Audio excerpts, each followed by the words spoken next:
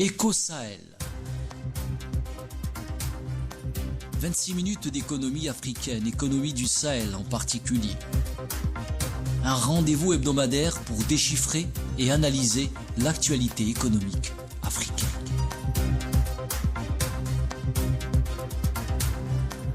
Madame, monsieur, très ravi de vous retrouver. Vous écoutez Africa FM et c'est votre émission Éco-Sahel, l'émission qui décortique pour vous l'économie africaine. Aujourd'hui, nous aborderons avec mes invités un sujet assez particulier et qui est d'actualité. C'est le mariage même entre la technologie et la finance. Et bien pour ceux qui l'ont deviné, nous parlerons de la FinTech, ce secteur qui connaît une croissance en plein essor en Afrique. Nous parlerons aussi de ces startups audacieuses qui transforment le paysage financier dans ce continent. Et pour aborder ce sujet, j'ai l'immense plaisir de recevoir sur ce plateau Mahfoud Kaoubi, expert et analyste en économie. Bonjour Mahfoud Kaoubi. Bonjour. Notre chroniqueuse Prudence Kaouzé. Bonjour Prudence. Bonjour. Et notre l'invité d'Éco-Sahel, Ramiz Moshi, créateur de contenu, consultant en innovation et start-up. Ramiz Moshi, bonjour. Bonjour et merci de m'avoir invité. Merci d'avoir accepté mon invitation. Et il est vrai aussi que vous abordez beaucoup les sujets de la FinTech dans vos podcasts et vidéos, Ramiz Moshi. Totalement, c'est un sujet qui m'intéresse vraiment. Alors vous pouvez peut-être commencer par expliquer à nos chers auditeurs c'est quoi la FinTech. Alors la FinTech est un secteur dans le monde des startups, ou plutôt dans le monde du business tout court, c'est Financial Technologies. Donc ce sont toutes les technologies qui s'intéressent à la finance. Il y en a 5 ou 4 dans la digital payment, donc les paiements électroniques, le mobile payment, mobile. Il y a aussi tout ce qui est gestion d'investissement et de patrimoine, digital asset management, etc. Et d'autres sujets qui sont en rapport par exemple avec tout ce qui est anti-fraude, anti-money laundering, etc. Et c'est ça des sujets qui abordent à la fois qui intéresse à la fois les particuliers, donc vous et moi, qui achetons des choses, qui utilisons nos téléphones pour faire des achats en ligne, pour avoir accès à des services financiers, mais surtout aussi les professionnels, donc les banques et les entreprises, qui auront besoin aussi d'outils pour faciliter leur manière d'octroyer des crédits, de faire des credit scoring, etc. Et pour les business aussi, pour manager leurs comptes, pour manager leurs dépenses et leur trésorerie. Donc ça, c'est la FinTech. Je me tourne à présent vers notre expert en économie sur le plateau. Mahfoud Kaoubi, quels sont les principaux avantages économiques et sociaux que les startups de la FinTech apportent à la population africaine ? Bon, avant de répondre juste à votre question, je dirais que le secteur de la finance est un consommateur net et le consommateur le plus important parmi les acteurs économiques de la technologie. Donc, c'est quoi la finance d'aujourd'hui, si ce n'est des data, des big data, des capacités organisationnelles qui font que la rapidité de réaction, la rapidité d'adaptation se fait de manière exceptionnelle. Donc, maintenant, qu'offre la finance, la tech finance aux Africains? Je dirais que ça permet d'organiser cette mutation vers un monde beaucoup plus rapide, vers un monde qui est versé sur les marchés. Et par là, ça crée de la valeur, ça crée des entreprises, ça permet de créer donc des postes d'emploi et d'être un pan important et un élément important de la production intérieure brute. Donc la FinTech est un secteur de l'activité économique qu'il faudra développer et qui offre justement au continent africain cette opportunité, de créer de la richesse et de l'autre côté, de s'adapter de manière rapide à ce qui se fait sur le plan international. Alors un secteur qu'il faudra développer, mais quels sont les pays africains émergents dans le domaine des startups et de la FinTech, Mahfoud Kaoubi? Bon, en parlant de pays, c'est les pays qui sont en train de transformer leur économie. Donc, de manière habituelle, on peut citer l'Afrique du Sud, donc un pays assez développé. On peut parler des pays du Maghreb. On peut parler du Maroc, de la Tunisie, mais aussi on peut citer du Kenya. Bon, c'est des pays qui viennent et qui ont pu justement, grâce à la FinTech, réaliser des performances assez importantes. Vous avez parlé du Kenya, on peut parler du Ghana, on peut parler de la Côte d'Ivoire. Donc, c'est du Zimbabwe aussi qui est en train de faire des avancées assez considérables dans ce domaine d'activité. Donc, c'est un processus qui va avec la volonté de transformer les économies. La FinTech est un instrument qui permet d'accélérer les processus.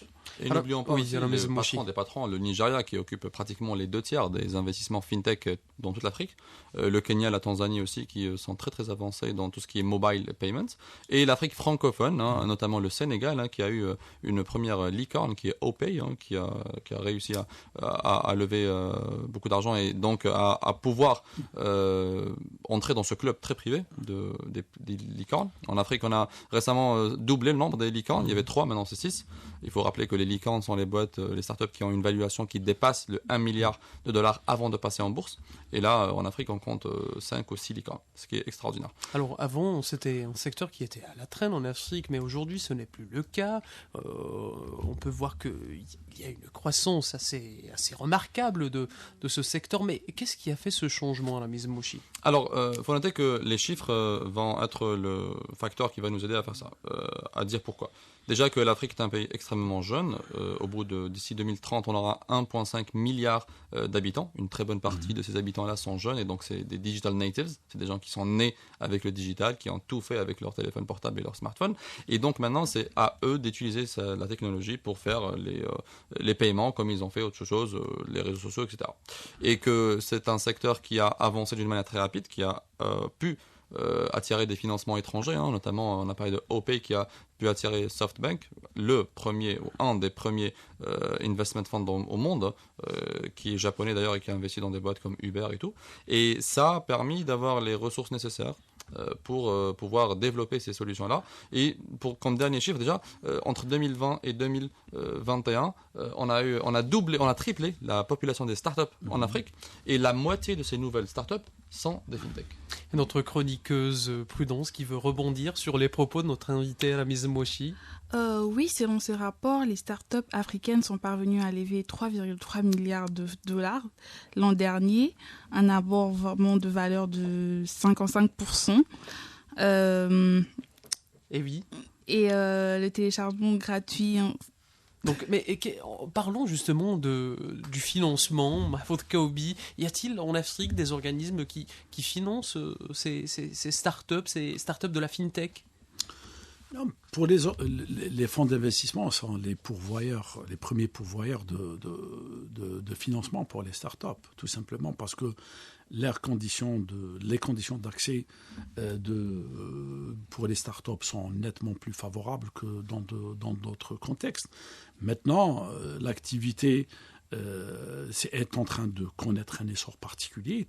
C'est tout à fait normal qu'elle entraînera un engouement des fonds d'investissement et des établissements de financement pour ce type d'activité. Ramiz Mouchi, encore une fois, avec le financement, toujours dans ce sens, et qui finance, vous qui êtes dans la fintech justement, qui finance ces... Alors l'évolution a été très naturelle. Les fonds d'investissement, les VC partout dans le monde, notamment aux États-Unis et surtout en Europe, on a dit que la majorité de ces startups-là étaient ou bien au Nigeria, ou dans l'Afrique francophone, en Égypte aussi. Et les VC qui s'intéressent à la fintech en Afrique sont les VC qui s'intéressent à la fintech tout court. Et pour eux, l'Afrique est un marché extrêmement important. Donc c'est des investisseurs, au fond de capital risque, non ? Oui, essentiellement c'est des capital risque, des VC. On a déjà mentionné SoftBank, il y en a plusieurs aussi qui sont en Europe, notamment en France, surtout pour l'Afrique francophone. Et ceci aussi est dû au fait que les founders, donc les entrepreneurs aussi, sont des entrepreneurs qui ont vécu ailleurs qu'en Afrique généralement. Par exemple, Pay Event ou une startup aussi française qui est entre la France et les pays au Sénégal, je pense, Everpay, je crois, c'est ça le nom de cette startup-là, est basée aussi en France et donc ils ont pu avoir des levées de fonds en France. Ça les a aidés à investir ou à avoir des fonds, pas que, c'est-à-dire aux États-Unis aussi, il y a plusieurs entreprises et des VC qui s'intéressent à cela, les Japonais aussi avec SoftBank, et c'est très naturel que les VC qui n'ont pas de frontières, quand ils trouvent des marchés intéressants dans des secteurs qui les intéressent, ils y sont. Mahfoud Kaoubi, Ramiz Mouchi nous informe que finalement, ceux qui sont tentés par les fintechs en Afrique, c'est des investisseurs étrangers, mais connaissent-ils des investisseurs locaux ? Peuvent-ils être séduits et tentés par ce secteur dans un peut-être avenir très proche ? Cela dépend aussi des pays concernés. Donc il y a certains pays où l'offre de financement a muté donc par la création de capital risqueur ou de capital développeur.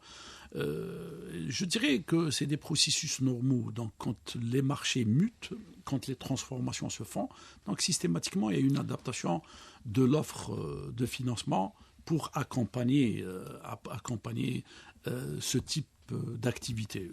Je citerai qu'en Algérie, plein de fonds d'investissement existent déjà et ont dans leur charte la priorité donnée pour le financement de la fintech ou de l'activité de la technologie d'une manière générale. Pour rappeler justement, ce métier de capital risqueur est né d'ailleurs dans le sillage des nouvelles technologies. Donc, même en 1969, où l'offre de création de capital risqueur est née, elle est née justement pour financer des développeurs, pour financer des sociétés qui sont nées et qui ont activé, qui ont grandi dans cet environnement des nouvelles technologies. Donc, en Afrique, les processus se feront en fonction du développement des marchés et de cette capacité de l'offre locale ou en partenariat avec des étrangers de créer des activités dans le domaine de la fintech ou dans le domaine de nouvelles technologies d'une manière générale. C'est très intéressant et très naturel du fait que c'est un sujet qui est relativement nouveau et que les VC, qui peu importe où sont-ils, s'intéressent au marché et au secteur. Moi, je pense que les choses commencent à changer en Afrique. Les investisseurs ont une nouvelle vision. Et c'est normal. Je pense que c'est normal, surtout que maintenant que les choses deviennent de plus en plus démocratisées, et donc les investisseurs locaux, à savoir des business angels privés qui s'intéressent à des sujets particuliers comme la fintech, investissent de l'argent dans ces start-up-là, et aussi institutionnels, parce qu'il faut noter que la majorité des investisseurs institutionnels ne veulent pas rater ce grand tournant dans la fintech. Et donc c'est normal qu'ils s'intéressent à cela. En Algérie, on s'intéresse à cela. Dans d'autres pays africains aussi, on veut faire face à tous les investissements étrangers pour dire que nous aussi, on s'intéresse à ce sujet-là. Ce sujet-là nous intéresse et que la fintech reste un domaine qui touche les choses les plus importantes de notre quotidien. Le paiement, les business, comment ils vont faire avec leur gestion de trésorerie, etc. Et donc, c'est très normal que ça attire aussi des investissements publics ou institutionnels privés de ces pays-là, notamment les pays africains qu'on a cités. Et quels sont les services financiers innovants offerts par les startups fintech en Afrique à la maison? Alors, c'est une question très simple. La réponse est très simple, parce que les sujets sont relatifs aux moyens de paiement, donc tout ce qui est mobile payments, digital payments, ça c'est important. Ça intéresse aussi les digital assets, donc toute la gestion des patrimoines, d'investissements, etc. Ça intéresse aussi le mobile payment, c'est important. Et pour les business et pour les professionnels, c'est toutes les applications qui permettent aux entreprises de gérer leur argent, de gérer leur trésorerie, de faciliter l'accès à des fournisseurs par exemple, etc. Donc ces sujets-là intéressent, c'est les premiers sujets naturellement, comme ça a été fait ailleurs, en Europe, aux États-Unis, en Asie, etc. Et que le développement est naturel. Surtout que en Afrique, il y a un chiffre très important qui est que je pense que dans un certain chiffre que j'ai vu sur Statista, 90% des transactions se font en cash dans ces pays africains.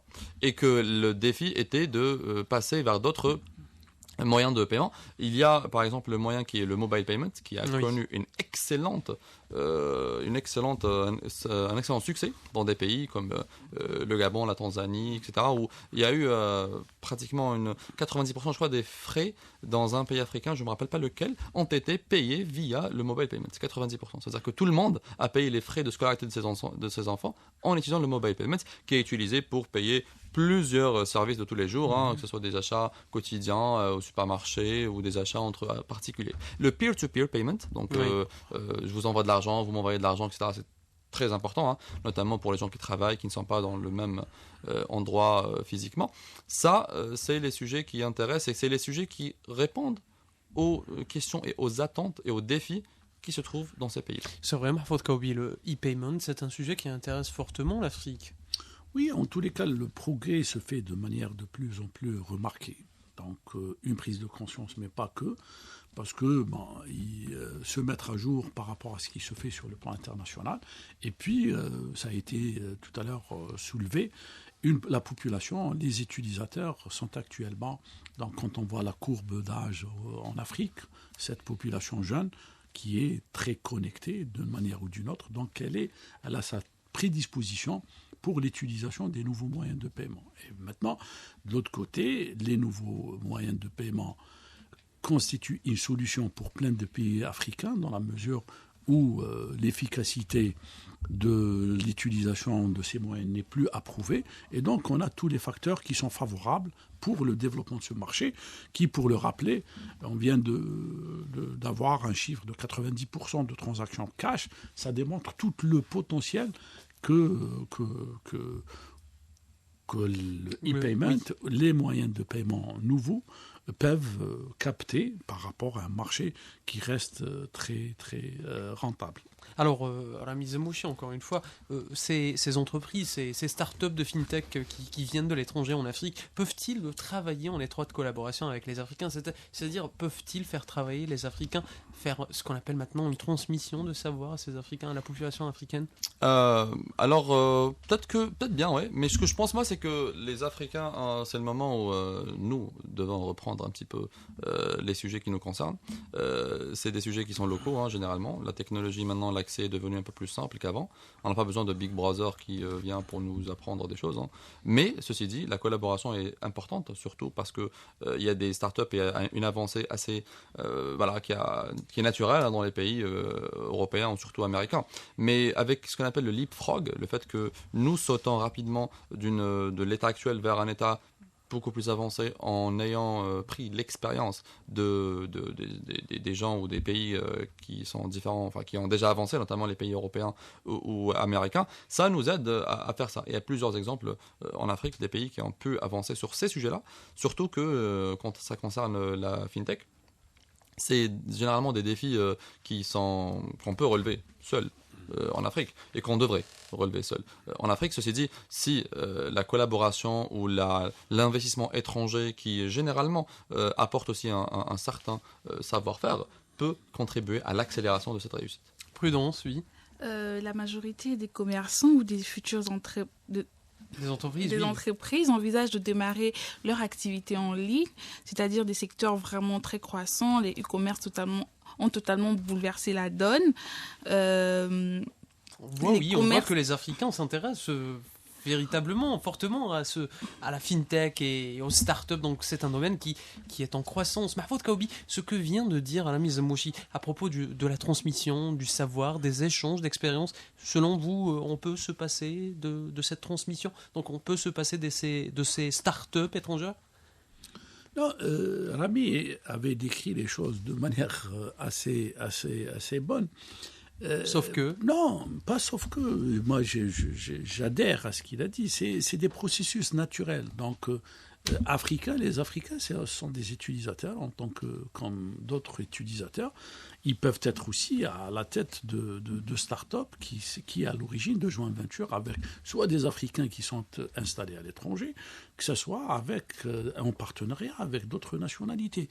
Ce qui est particulier dans les processus des nouvelles technologies, c'est qu'il n'y a pas de limite. La seule limite, le seul critère, c'est la compétence, le savoir. Et c'est ça le marché mondial d'aujourd'hui. C'est le savoir et c'est la capacité de transformer tout cela en processus matérialisé au niveau de chaque pays. Maintenant, c'est au pays aussi d'opérer les mutations sur le plan juridique, institutionnel, permettant à ces ressources, à ces capacités d'exploser et de transformer tout ce savoir en vecteur de croissance et non pas d'évoluer uniquement à la marge ou d'être considéré comme un effet de mode. Pas du tout. Donc l'Afrique n'est pas à la marge de cette évolution.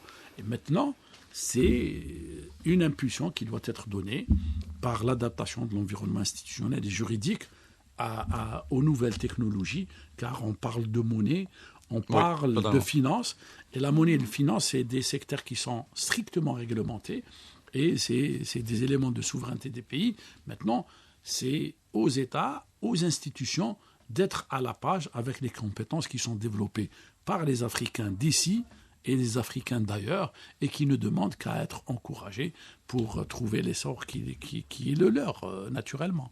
Donc cette interconnexion, oui, Prudence. Avec l'outil informatique, je pense que les Africains peuvent faire des miracles, et nous avons vu ça auparavant. n'est-ce pas Totalement, totalement. Je pense que c'est très normal et que je reprends ce qu'avait dit Mahfoud, que le défi maintenant est aussi réglementaire parce que c'est le premier défi en Afrique. C'est la réglementation qui doit évoluer et qui évolue. C'est très remarquable de voir entre 2000, 2001 et aujourd'hui, le nombre de lois qui ont été promulguées, le nombre de décrets, etc., qui ont permis la facilitation de ces startups-là parce que généralement, ça aborde des sujets récents, c'est nouveau pour les banques qui ont l'habitude de fonctionner d'une manière assez classique dans leur métier, dans leur... Quand on sait que les startups, c'est la locomotive. Il y a une certaine véritable disruption de toute économie maintenant, oui. Tout à fait. Pour certains pays, le domaine du digital constitue 9 à 10%. Pour de grands pays, de grandes économies, c'est 9% du produit intérieur brut. Donc c'est des dizaines de milliers. C'est des dizaines de milliards, c'est des milliers de milliards de dollars. Donc c'est quelque chose de très important. C'est pour cela qu'il s'agit surtout de libérer le potentiel et donc d'être à jour avec ce qui se fait dans le monde. Rami a parlé d'évolution juridique.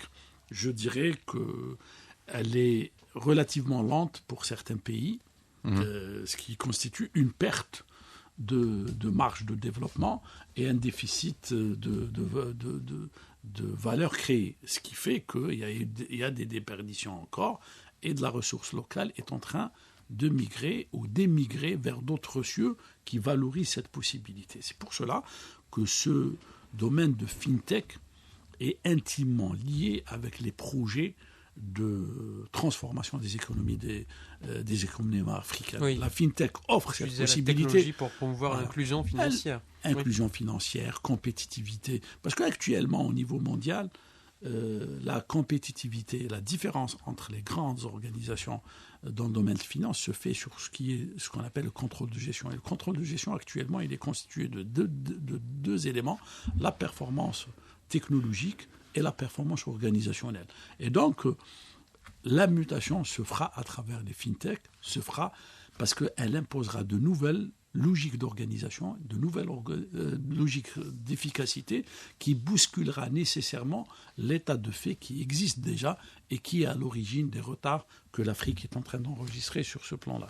Je pense aussi qu'il y a une certaine nécessité que ça se passe en Afrique parce que les fintech abordent un sujet de souveraineté, surtout que les données sont relatives à la finance, sont relatives aux données des privés, des utilisateurs et des citoyens africains, et que l'idée est que de pouvoir développer cela. C'est vrai que beaucoup de pays en Afrique se dirigent vers la numérisation. Non, il faut et de numériser eux-mêmes avant que ça soit numérisé par des entreprises étrangères qui peut-être ce serait plus intéressant que cette data soit dans ces pays-là. Voilà, oui. Dans ces pays-là, et c'est important. Il faut noter que il y a des surtout quand ça concerne les paiements peer-to-peer, par exemple les personnes, quand ça concerne aussi les digital payments, et ceci aborde des sujets très sensibles et que a priori et de préférence que ça soit développé au sein de ces pays-là et de pouvoir être maître de ce développement-là. Et c'est pour ça qu'il faut comme avait dit Mahfoud, unleash the potential de la jeunesse pour que ça puisse, la jeunesse ou moins jeune, pour développer des solutions tech et start-up et fintech qui seront adaptées aux écosystèmes de ces pays-là. Mahfoud Kaoubi, oui, vous êtes d'accord avec Rami Zemouchi? J'adhère complètement. Parce que c'est une question de logique, et c'est une question de progression qui sera nécessairement réalisée sur le terrain. Maintenant, si on prend le nouveau système de paiement et de compensation mis en place par les États africains pour encourager les transactions interafricaines en privilégiant les monnaies locales, etc., ça ne peut se faire sans qu'il y ait valorisation des fintech et la mise en place des plateformes qui permettraient donc d'accroître de la compétitivité et de faciliter tout cela. Que ce soit au niveau individuel ou au niveau des entreprises ou au niveau étatique, les choses se disputeront sur ce terrain-là et je dirais que le potentiel existe, les ressources existent, je dirais pas assez que l'effort devrait être mis du côté institutionnel pour encourager et mettre les conditions qui faciliteraient les fintech d'avoir l'essor qui est le leur.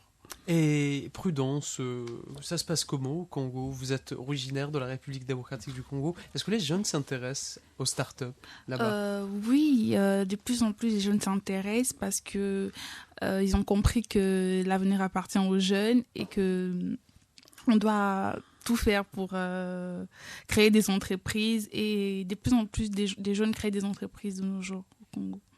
Donc et les jeunes aussi s'intéressent aussi à l'économie de la connaissance, donc à la technologie. Oui, je crois. Oui.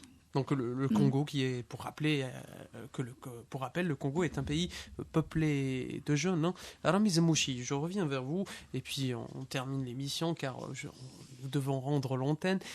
Pour terminer, la FinTech en Afrique, pour vous, êtes-vous optimiste pour le devenir de ces start-upers ? Ah mais totalement. Je suis optimiste vu d'abord les chiffres qui sont annoncés, le nombre de personnes qui va consommer, qui va utiliser ces outils-là, la population qui est toujours en croissance et qui indique aussi la nécessité de moderniser un petit peu les moyens de paiement, de permettre aux entreprises de pouvoir utiliser des moyens plus avancés et plus simples, plus faciles pour leur business. Donc ça, c'est la partie rationnelle qui fait que c'est un marché intéressant qui attire énormément d'investisseurs étrangers et locaux.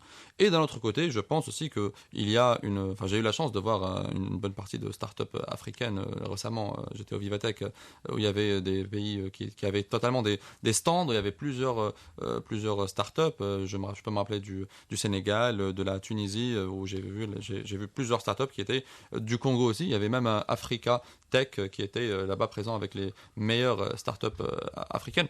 Et quand je les vois, et quand je discute avec eux, j'ai l'impression que les choses avancent dans le bon sens. Et peut-être pour finir, un conseil à ces jeunes qui hésitent à commencer leur projet de start-up ? Moi, je pense que ce qui peut faire peur aux jeunes, c'est la possibilité ou le fait que ça soit trop risqué et que l'échec est relativement élevé.